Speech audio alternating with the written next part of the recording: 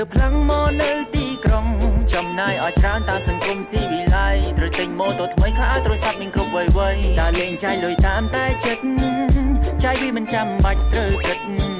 មិត្តភក្តិទើបតែស្គាល់បានផ្លាស់ប្ដូរខ្លួនខ្ញុំត្រូវតែចំណាយឲ្យទាន់សម័យភ្លាមពណ៌តាលេងស្ទើរតែរៀងរាល់ថ្ងៃដល់ពេលចាយលុយអង្គខ្ចីលុយអ្នកចងការឲ្យខ្ចីត្រូវសងលើសលុយចំពាំងលុយត្រូវឲ្យថ្លៃការមិនដឹងថាសងរួចពេលណា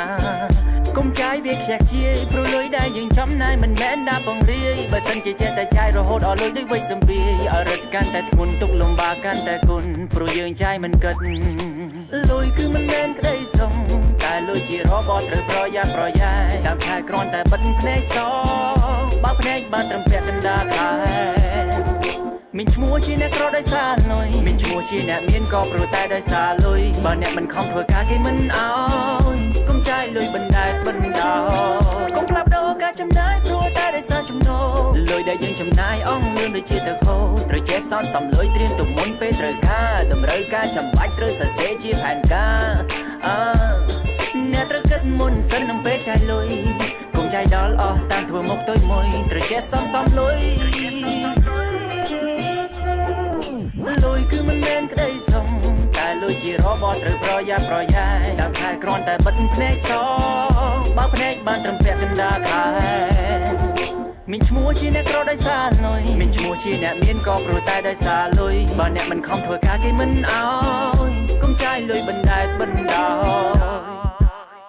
លុយគឺមិនមែនក្តីសុំលុយត្រូវចាយប្រយ័ត្នប្រយែងលុយត្រូវចេះសន្សំសិនចៃកុំផ្លាស់ប្ដូរការចំណាយព្រោះតែដោយសារចំណូលលុយដែលយើងចំណាយអស់លឿនដូចជាទឹកហូរត្រូវចេះសន្សំលុយត្រៀមទុកមុនពេលត្រូវការតម្រូវការចាំបាច់ត្រូវសរសេរជាផែនការ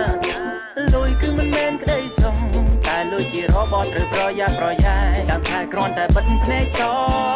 បើភ្នែកបានត្រឹមពាក់កណ្ដាលខែមានឈ្មោះជាអ្នកក្រដោយសារលុយមានឈ្មោះជាអ្នកមានក៏ព្រោះតែដោយសារលុយបើអ្នកមិនខំធ្វើការគេមិនអោយកុំចាយលុយបណ្ដែតបណ្ដោកុំផ្លាស់ប្ដូរការចំណាយព្រោះតែដោយសារចំណូលលុយដែលយើងចំណាយអស់លឿនដូចជាទឹកហូរត្រូវចេះសន្សំលុយត្រៀមទុកមុនពេលត្រូវការតម្រូវការចាំបាច់ត្រូវសរសេរជាផែនការលុយគឺមិនមែនក្តីសុំលុយត្រូវចាយប្រយ័ត្នប្រយែងលុយត្រូវចេះសន្សំសិនចៃ